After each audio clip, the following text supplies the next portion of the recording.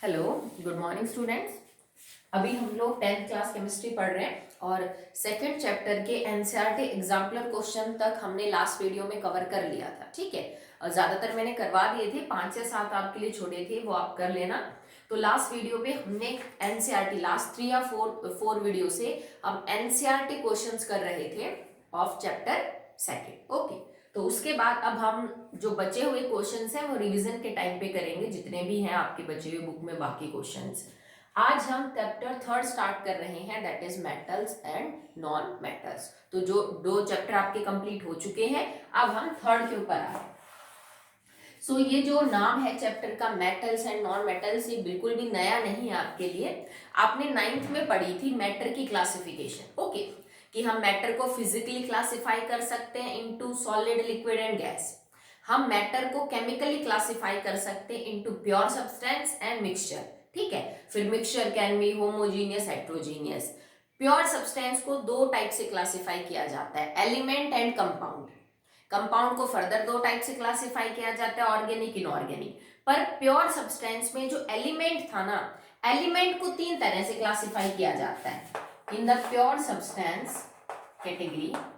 Element जो है उसको आप 3 तरह से कैटेगराइज कर सकते हो, metal, non metal, semi metal, या इसको आप मेटलॉइड भी बोल देते हो, सेमी मेटल या मेटलॉइड। ओके, तो अब हम इसको कंटिन्यू करेंगे। ऑब्वियस सी बात है, यहाँ पे सेमी मेटल्स को नहीं पढ़ा जाता, बहुत कम होते हैं नंबर में, और उनकी जो प्रॉपर्टीज है वो बोथ करेक्टर रखती है। उनमें मेटल जैसा करेक्टर भी है, उनमें नॉन मेटल जैसा करेक्टर भी है। तो ये जो चैप्टर है इसमें आपका मेन फोकस इन 2 चीजों के ऊपर रहेगा। ठीक है, कोई भी मैटर अगर अपने प्योर फॉर्म में है तो वो एलिमेंट भी हो सकता है, कंपाउंड भी। अगर एलिमेंट है तो उसमें मेटल, नॉन मेटल या मेटलॉइड के गुण हो सकते हैं। ठीक है, तो अभी आपको यही पढ़ना है कि मेटल क्या है, नॉन मेटल क्या है। वैसे इनको ब्रीफ तुम कर चुके हो 9th क्लास में, आपको आपने पढ़ा था कि मेटल्स की फिजिकल प्रॉपर्टीज कैसी होती है, नॉन मेटल की फिजिकल प्रॉपर्टीज क्या है, मेटल कौन कौन से हैं, नॉन मेटल कौन कौन से हैं, ये सब आप जानते हो। ठीक है, तो उसी को थोड़ा ज्यादा डिटेल में पढ़ेंगे और कुछ नहीं। Okay, so at present time almost 118 elements are known.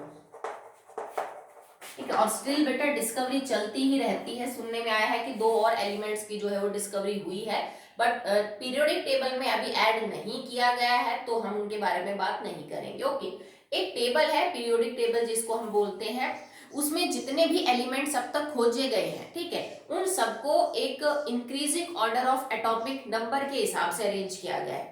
मैंने आपको एटॉमिक नंबर, मास सब बता रखा है। ठीक है, तो एक टेबल है जिसके अंदर आपने एलिमेंट्स को increasing order of atomic number के हिसाब से एलिमेंट्स को अरेंज किया। पहले 1 वाला, फिर 2, फिर 3, फिर 4, यूं करके अरेंज करते चले गए। तो हमारे पास फिलहाल 118 एटॉमिक नंबर तक एलिमेंट्स हैं, और आगे डिस्कवर होते रहेंगे। ये कोई फिक्स नहीं है कि बस 118 से ज्यादा एलिमेंट हो नहीं सकते हैं। जब शुरू में 2 खोजे गए तो थोड़ी ना किसी को पता होगा कि 118 भी हो सकते हैं। ठीक है, तो ये एलिमेंट है अब तक फिलहाल जो नोन है। इनके अंदर से 118 के अंदर 96 आर नेचुरल। ठीक है, जो 96 है वो नेचुरल है, मतलब ये अपने आप नेचर में पाए जाते हैं, इनको बनाने में आपका कोई रोल नहीं। ठीक है, कि ये वो मेटल्स है जो ऑलरेडी नेचर के अंदर अपने आप एग्जिस्ट करते हैं, बनते हैं, आप इनको नहीं बनाते हो। जबकि 96 में से बच गए rest of the elements are synthetic. ठीक है, और मैन मेड जिसको हम बोल देते हैं मैन मेड।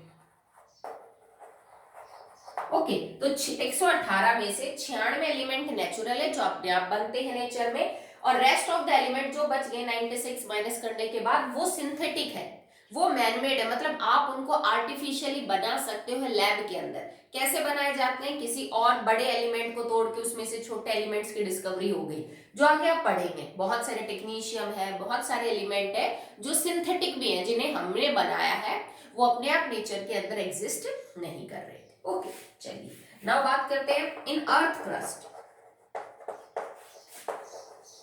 हमारे अर्थ का जो क्रस्ट है, जो सतह है, जो आपको ये जमीन नजर आती है, अर्थ क्रस्ट के अंदर कौन सा मेटल है जो सबसे ज्यादा पाया जाता है, देन इट इज एल्यूमिनियम। ये बेटा 1 मार्क्स क्वेश्चन है, MCQ type, GK type question है, जनरल नॉलेज कहीं भी पूछा जा सकता है। तो अर्थ क्रस्ट के अंदर वो कौन सा मेटल है जो सबसे ज्यादा पाया जाता है, ठीक है। तो सबसे ज्यादा पाया जाने वाला क्या है, एल्यूमिनियम है, और इसकी परसेंटेज 7.5 है। मतलब अर्थ क्रस्ट का टोटल 7.5%, ये बहुत ज्यादा अमाउंट है बेटा। अर्थ क्रस्ट देखो कितना बड़ा अर्थ क्रस्ट है, उसका 7.5% खाली क्या है, एल्यूमिनियम होता है, ठीक है। आयरन के लिए सेकंड अगर कोई पूछ ले कि बेटा सेकंड हाईएस्ट जो मेटल है वो आपका कौन सा है, तो सेकंड हाईएस्ट होता है आयरन। आयरन की परसेंटेज है 4.7%। हम ये नहीं कह रहे कि लोहा दबा मिलेगा आपको, कि आपने खुद लोहा दबा, नहीं, ये किसी भी फॉर्म में हो सकता है, किसी कंपाउंड की फॉर्म में हो सकता है, जरूरी नहीं कि लोहा मिलेगा। आयरन की ऑक्साइड है, आयरन की सल्फाइड है, ठीक है, और भी कोई कंपाउंड हो सकते हैं, तो किसी भी फॉर्म में मिले, पर एल्यूमिनियम के जितने भी कंपाउंड्स हैं अर्थ क्रस्ट में, वो सब मिलके 7.5% अर्थ क्रस्ट की फॉर्मेशन कर सकते हैं। आयरन जो है वो 4.7% होगा, देन कैल्शियम है 3.4। इसके बाद कैल्शियम का नंबर आता है 3.4%। ये भी बेटा किसी भी फॉर्म में आपको मिल सकता है, जैसे कैल्शियम कार्बोनेट की फॉर्म में मिल सकता है, और भी किसी भी फॉर्म में आपको देखने को मिल सकता है। देन सोडियम है 2.6%, देन पोटेशियम है 2.4%, ठीक है। ये हम decreasing order of their percentage के अंदर लिख रहे हैं, ठीक है। सबसे ज्यादा एल्यूमिनियम, देन आयरन कम, फिर कैल्शियम कम, फिर सोडियम कम हो गया, फिर पोटेशियम कम हो गया, और मैग्नीज उससे कम है, दैट इज 1.9%। ये आप याद कर लेना, बुक में से उतार लेना, यहाँ से उतार लेना, और इनको परसेंटेज वाइज याद कर लेना कि कौन सा एलिमेंट सबसे ज्यादा पाया जाता है, उसके बाद कौन सा पाया जाता है, और उसके बाद कौन सा पाया जाता है, ठीक है। अब ये जो आपने मेटल लिखे 1 2 3 4 5 और 6, टोटल 6 मेटल्स को अगर मैं आपस में मिक्स कर दूं तो ये पूरे अर्थ क्रस्ट का 1/5 पार्ट बना लेते हैं, ठीक है। अगर मैं सबकी परसेंटेज कंपोजिशन को मिक्स कर दूं, आप जोड़ लेना इन सबकी परसेंटेज को, 7.5 4.7 3.4 2.6 2.4 एंड 1.9, इन सारी परसेंटेज को आप जोड़ लेना। तो कह रहा है कि टोटल अगर ये 6 जो एलिमेंट्स है, मेटल्स हैं, इनकी पूरी परसेंटेज को जोड़ा जाए तो ये सारी जो अर्थ क्रस्ट है उसका लगभग 1/5 हिस्सा, तो ये 6 ही बना लेते हैं बस। तो बाकी 118 में से जितने 112 एलिमेंट्स आपके बच गए वो सारे एक तरफ, पर ये 6 एलिमेंट्स ही मिलके अर्थ क्रस्ट का क्या बना लेते हैं बेटा, 1/5 पार्ट है उसकी फॉर्मेशन करते हैं, ठीक है। ये सारे के सारे क्या है बेटा, मेटल्स हैं, ओके। मेटल के बारे में आगे पढ़ेंगे, मैं सिर्फ अभी आपको ब्रीफ कर रही हूँ, ठीक है, थोड़ा बहुत समझा रहे, बाकी हम इसकी डिटेल स्टडी स्टार्ट करेंगे अपने मेन टॉपिक से, ओके। नॉन मेटल्स के बारे में भी आपने पढ़ा होगा, कम है। अगर आप पीरियोडिक टेबल के अंदर बात करें जिसमें सारे एलिमेंट्स हैं, तो बेटा मेटल आपको काफी ज्यादा मिलेंगे, नॉन मेटल कम है, और मेटलॉइड तो और भी कम है। तो मेटलॉइड तो गिनी चुनी 6-7 ही है, ठीक है, और सबसे ज्यादा पाए जाते हैं दैट आर मेटल्स। तो नॉन मेटल्स जो है, अगर तुमसे कोई ये पूछे which element is highest percentage in the universe, okay, element. If someone asks that which non-metal is most abundant in the whole universe, okay, so the most abundant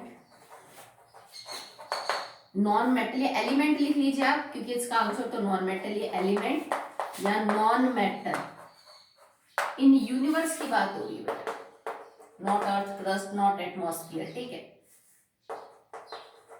तो इसका आंसर है हाइड्रोजन। हाइड्रोजन ब्रह्मांड में सबसे ज्यादा पाए जाने वाला एलिमेंट है, because sun stars carries much more amount of hydrogen. अपने अर्थ की बात नहीं कर रहे कि अर्थ के ऊपर कितना पाया जाता है, अर्थ के एटमॉस्फेयर में कितना, नहीं, पूरे यूनिवर्स में जिसमें स्टार्स, गैलेक्सीज, प्लेनेट सब आ गए, तो सबको मिला के हाइड्रोजन सबसे ज्यादा पाई जाती है यूनिवर्स के अंदर, ठीक है। अगर आपसे कोई ये पूछे भाई अर्थ क्रस्ट के अंदर मोस्ट अबंडेंट जो आपका नॉन मेटल है वो कौन सा है, अभी हम डिस्कस कर रहे थे कि अर्थ क्रस्ट के अंदर मेटल सबसे ज्यादा कौन पाया जाता है, सबसे ज्यादा एल्यूमिनियम पाया जाता है, देन आयरन कम है, फिर कैल्शियम कम हो गया, फिर सोडियम है, फिर पोटेशियम है, फिर मैग्नीशियम है। टॉप 6 जो एलिमेंट्स थे, मेटल थे अर्थ क्रस्ट में, हमने उनको पढ़ा, उनकी परसेंटेज पढ़ी। अगर आपसे कोई ये पूछे अर्थ क्रस्ट के अंदर नॉन मेटल कौन है जो सबसे ज्यादा पाया जाता है, then it is oxygen. Oxygen is found like 50% earth crust में। अब ये ऑक्सीजन किसी भी फॉर्म में हो सकता है, किसी एलिमेंट की सल्फेट की फॉर्म में, नाइट्रेट की फॉर्म में, नाइट्राइट की फॉर्म में, ऑक्साइड की फॉर्म में, किसी भी फॉर्म में मिले, पर ऑक्सीजन 50% होता है अर्थ क्रस्ट के अंदर। इसके बाद सेकंड कौन सा नॉन मेटल है, ये फर्स्ट पोजीशन पे बेटा, सेकंड नॉन मेटल है सिलिकॉन, ये 26% पाया जाता है। तो ये भी चट्टानों में, रेत में, किसी मिनरल में, किसी भी फॉर्म में आपको मिल सकता है, बट 26% क्या होता है आपका, दैट इज सिलिकॉन। अगर कोई पूछे in the atmosphere, atmosphere of earth, इसके अंदर बताइए बेटा सबसे ज्यादा एलिमेंट कौन सा पाया जाता है, जो हमारा वातावरण है पृथ्वी का, उसके अंदर सबसे ज्यादा एलिमेंट कौन सा पाया जाता है। तो ये तो शायद आप जानते हो, नाइट्रोजन गैस पाई जाती है 78% और ऑक्सीजन पाई जाती है लगभग 21%। अगर इनको मैं ऐड कर लूं तो दे विल फॉर्म 99%। मतलब अर्थ क्रस्ट के अंदर सबसे ज्यादा जो एलिमेंट पाया जाता है वो नाइट्रोजन है, in the form of nitrogen gas. Okay, sorry, not earth crust, in the atmosphere of earth, atmosphere में, ठीक है।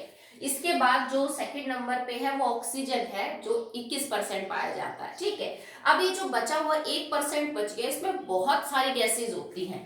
बचे हुए 1% में क्या क्या हो सकता है, methane, sulphur dioxide, sulphur trioxide, NO2, H2O, argon, ठीक है, एक्सेट्रा एक्सेट्रा। बहुत सारी जो बची हुई गैसेज हैं वो सब इस 1% के अंदर आती है, ठीक है। तो आपसे एक एक नंबर का क्वेश्चन पूछा जा सकता है, कौन सा मेटल सबसे ज्यादा पाया जाता है, कौन सा एलिमेंट सबसे ज्यादा पाया जाता है, क्रस्ट में सबसे ज्यादा कौन पाया जाता है, एटमॉस्फेयर में सबसे ज्यादा कौन पाया जाता है, इसके अलावा यूनिवर्स के अंदर पूछ लिया जाएगा आपसे कौन ज्यादा पाया जाता है, ठीक है। तो मेटल नॉन मेटल के बारे में बात होगी। Now we are on the semi metals, जिसको हम मेटलॉइड भी बोलते हैं।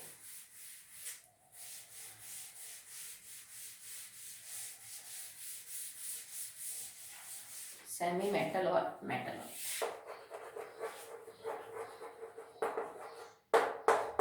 तो सेमी मेटल बोला गया, इसका मतलब सेमी मींस हाफ, मतलब हाफ करेक्टर मेटल और हाफ करेक्टर नॉन मेटल। पर ये बात इतनी सिंपल नहीं है कि 50-50% गुण होते, नहीं बेटा। मेटलॉइड वो होती है जिसमें कुछ करेक्टर मेटल का और कुछ करेक्टर नॉन मेटल का हो, बट कभी कभी ज्यादा करेक्टर नॉन मेटल का होता है, किसी में ज्यादा करेक्टर आपको मेटल का देखने को मिलेगा। तो सेमी डज नॉट मीन कि इट इज 50-50%, ऐसा नहीं होता है। कुछ करेक्टर मेटल, कुछ करेक्टर नॉन मेटल का। अंडर सम गिवन कंडीशन कोई मेटलॉइड किसी मेटल की तरह बिहेव करती है, कभी वो किसी नॉन मेटल की तरह जो है वो बिहेव करती है, ठीक है। तो इनके अंदर दोनों ही गुण पाए जाते हैं, मेटल और नॉन मेटल के। और पीरियोडिक टेबल में ये इसी जगह पे पाया जाता है जहाँ पे मेटल खत्म होते हैं, नॉन मेटल शुरू होते हैं। जैसे मान लो आपने इधर मेटल अरेंज की, इधर आपने नॉन मेटल अरेंज की, ये नॉन मेटल है और ये मेटल है, तो यहाँ पाए जाते हैं सेमी मेटल। इनके बीच में जहां मेटल्स तो एंड करते हैं और नॉन मेटल्स शुरू होते हैं, वहां उसकी बॉर्डर लाइन के ऊपर बिल्कुल पाए जाते हैं सेमी मेटल्स, ठीक है। कौन कौन से होते हैं, सिलिकॉन। अब आप कहोगे मैडम सिलिकॉन को तो आपने लास्ट में भी बताया था, जैसे मैंने आपको नॉन मेटल की केस में बताया कि सिलिकॉन जो है वो 26% है।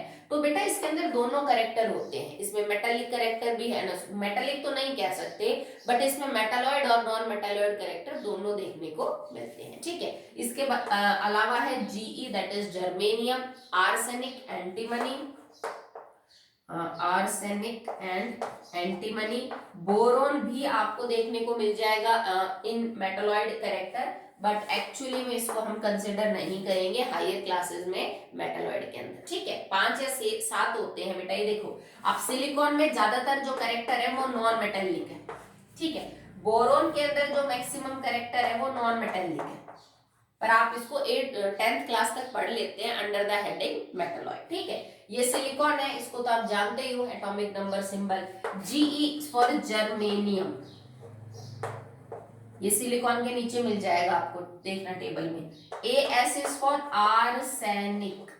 अब देखो AR नहीं लिखेंगे आर्सेनिक के लिए, क्योंकि AR तो आर्गन का सिंबल होता है। ओके, SB एंटीमोनी,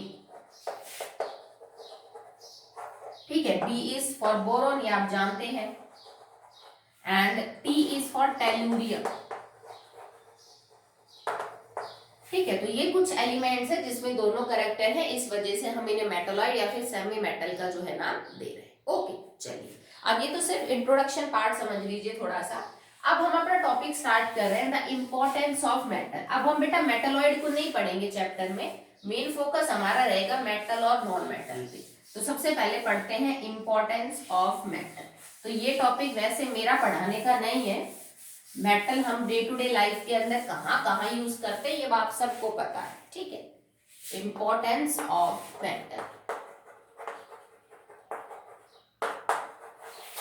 आप एक मेटल को पकड़ लीजिए, उसके तो दुनिया भर के जो यूज है निकल के आएंगे। तो देखो कितने सारे, मोर देन 80 के 80 से भी ज्यादा आपके पास मेटल है, और एक ही मेटल के कम से कम नहीं तो आपको 10-20 यूज मिल जाएंगे। तो सारे यूज अगर आप तुम सम अप करोगे तो कितने ज्यादा उसके हो सकते हैं, ठीक है। तो पहले हम सिंपल सिंपल से स्टार्ट करते हैं जो आपने पढ़े हैं और जिनको आप जानते हो, ठीक है। जैसे मान लीजिए मेटल के बारे में बात करें, iron, gold, silver, mercury, copper. पहले इन 5 मेन जो मेटल्स है उनके बारे में बात करते हैं, ठीक है। ये आप अपनी कॉपी में लिख लीजिए, मैं एक बार सिर्फ ब्रीफ कर देती हूँ क्योंकि ये चीज समझाने की नहीं है मेटल कहाँ कहाँ यूज होते हैं।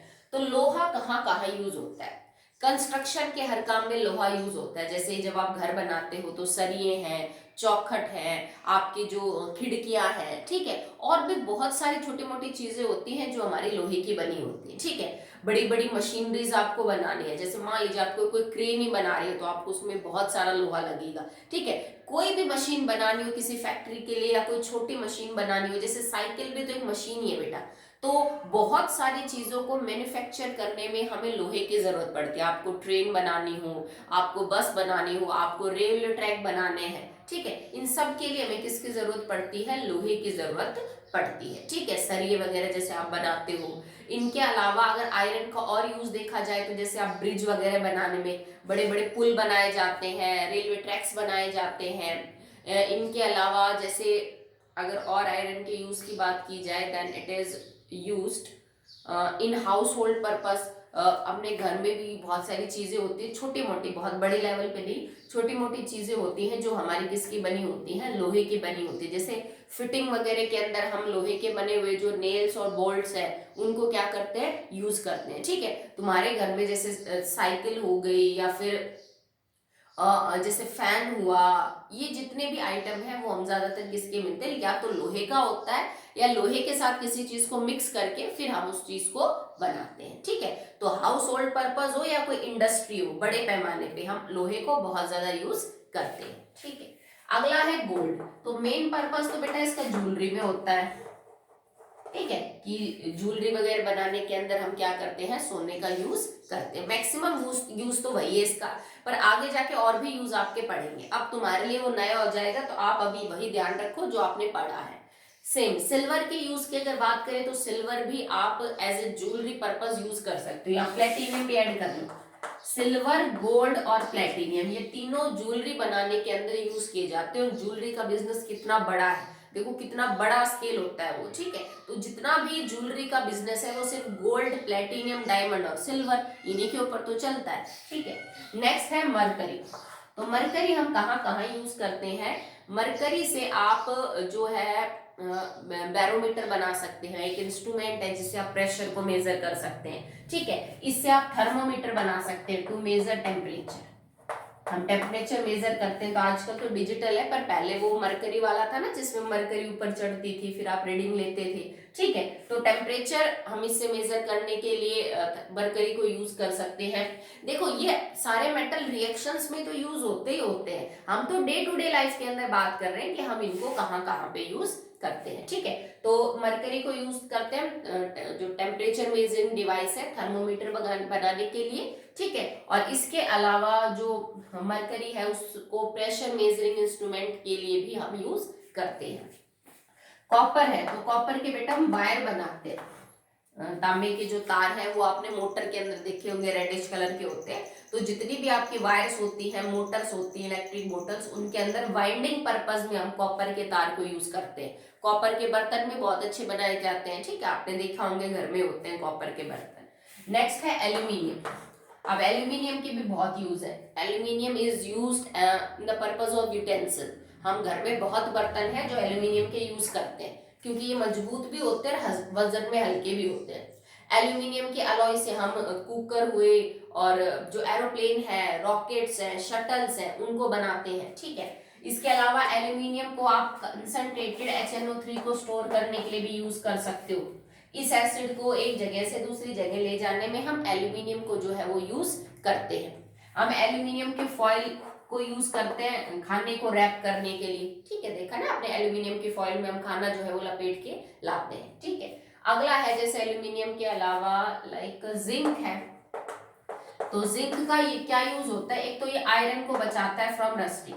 अगर किसी भी लोहे की चीज पे हम जिंक की परत चढ़ा दें तो वो लोहा जंग लगने से बच जाएगा। तो आयरन को जंग लगने से प्रोटेक्ट करता है। ठीक है, तुमने कई बार नोटिस भी किया होगा, आजकल टिन आती है जिनको हम गैल्वेनाइज्ड आयरन शीट्स बोलते हैं। ठीक है, जिनको आप घर में टीन बोलते हो ना, शेड डाल देते हैं हम, तो उनके ऊपर जिंक की परत चढ़ाई होती है। तो गैल्वेनाइज्ड जो है वो शीट्स होती हैं जिनको आप यूज करते हो ताकि वो जो लोहा है उसको जंग ना लगे। ठीक है, तो लोहे को जंग से बचाने के लिए हम इसको यूज करते हैं। नेक्स्ट है मैग्नीशियम। तो मैग्नीशियम को हम कहाँ यूज करते हैं, तो मैग्नीशियम रिबन को जला के हम एक्चुअली में उससे मैग्नीशियम ऑक्साइड बना सकते हैं जो इम्पोर्टेंट है। ठीक है, उसके अलावा फायरवर्क्स के अंदर क्रैकर्स बनाने में हम इसको यूज कर सकते हैं। ठीक है, मैग्नीशियम से आप फायरवर्क, पटाखे वगैरह जो है वो क्या कर सकते हो बेटा, बना सकते हो। ठीक है, इनके अलावा देखो बेटा अभी यूज बताने लगे तो बहुत सारे यूज है। ठीक है, इसकी कोई गिनती ही नहीं है। कुछ एलिमेंट होते हैं लाइक टाइटेनियम है, क्रोमियम है, ये तुम्हारे लिए नए हैं, तुमने इनको ज्यादा भी पढ़ा नहीं है। मैग्नीज है, जिंक है। ठीक है, Mn manganese, Zn zinc. Zinc, manganese, chromium, titanium. ठीक है, ये वो एलिमेंट है जिनको हम अपने डिफेंस में, वॉर सिस्टम के अंदर यूज करते हैं। मतलब इन चारों एलिमेंट से आप इक्विपमेंट्स बना के, हथियार बना के उसको फिर यूज करते हो वॉर के अंदर अपने को बचाने के लिए फ्रॉम एनी एनिमी। ठीक है, जो भी मतलब डिफेंस सिस्टम में समझ लीजिए कि इन चारों एलिमेंट्स के बने हुए जो इक्विपमेंट्स हैं, औजार हैं, वेपन्स हैं, उनको हम यूज करते हैं डिफेंस सिस्टम के अंदर। तो इसको हम स्ट्रेटेजिक एलिमेंट्स भी बोलते हैं। ठीक है, so they are known as strategic elements इनको बोलते हैं बिकॉज ये उस पर्पज के अंदर यूज होते हैं। ठीक है, नहीं तो आप जितनी भी नजर दौड़ाएंगे, जिस रूम में भी आप बैठे बैठे एक बार नजर घुमा के देख लेना, दुनिया भर के मेटल्स हैं जो आपको दिख जाएंगे। कहाँ, ये तो बहुत सेलेक्टिव बताए हैं हमने। ठीक है, तो ये आप कर लेना। इनके अलावा और भी जैसे अगर आपने देखे तो लाइक कॉपर का यूज है, तो कॉपर से हम ब्रास बना सकते हैं, ब्रॉन्ज बना सकते हैं। जिंक भी बेटा अलॉय बनाने के लिए यूज किया जाता है। निकिल है, क्रोमियम है, क्रोमियम और निकिल को भी आयरन के ऊपर चढ़ाया जाता है ताकि उनको जंग ना लगे, क्योंकि इन दोनों को जंग नहीं लगता। निकिल को और जो क्रोमियम है ना, वो लोहे को जंग से बचाने के लिए यूज किए जाते हैं। क्यों, क्योंकि लोहा बहुत से कामों में यूज होता है और इसकी सबसे बड़ी ड्रॉबैक ये होती है कि इसको जंग लग जाता है। तो आप अगर चाहते हो कि चीज लोहे की बने पर उसको जंग ना लगे, तो हम लोहे को प्रोटेक्ट करते हैं by applying a layer of any element और सॉल्यूशन जिसको जंग ना लगता हो। तो जिंक हुआ, निकेल हुआ, क्रोमियम हुआ, ये लोहे को जंग से प्रोटेक्ट करने के लिए उनके ऊपर क्या चढ़ाई जाती है बेटा, लेयर्स चढ़ाई जाती है। ठीक है, जैसे और एक एलिमेंट है सीजियम।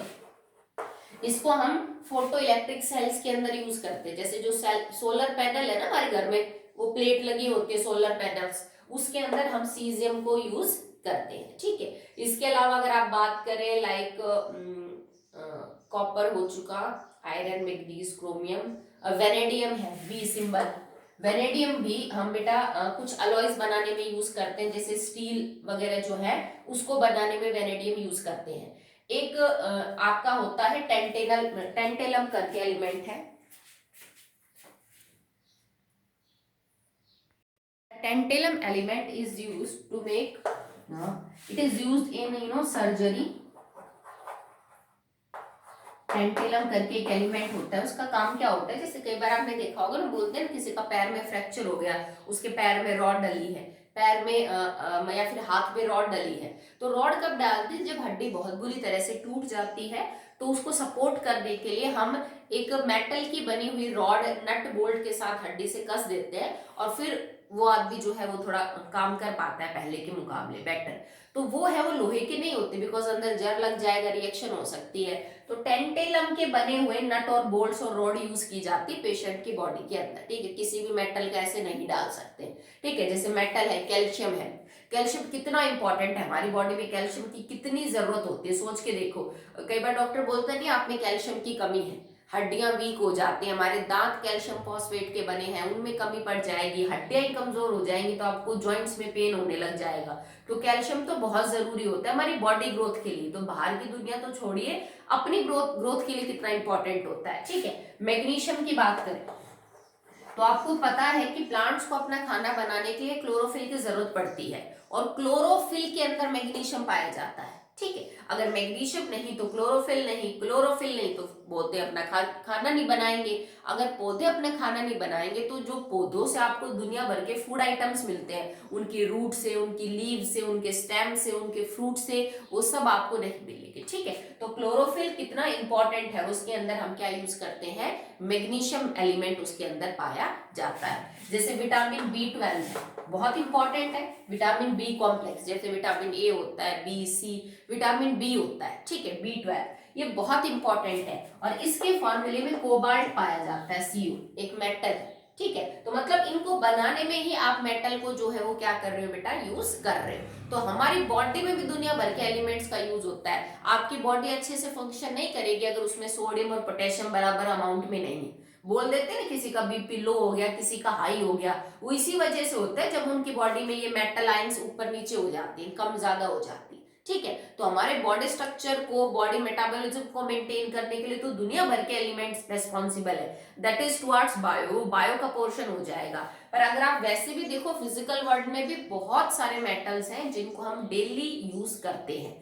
तो मैंने सिर्फ वही समझाया है ज्यादातर जिनको तुम जानते हो।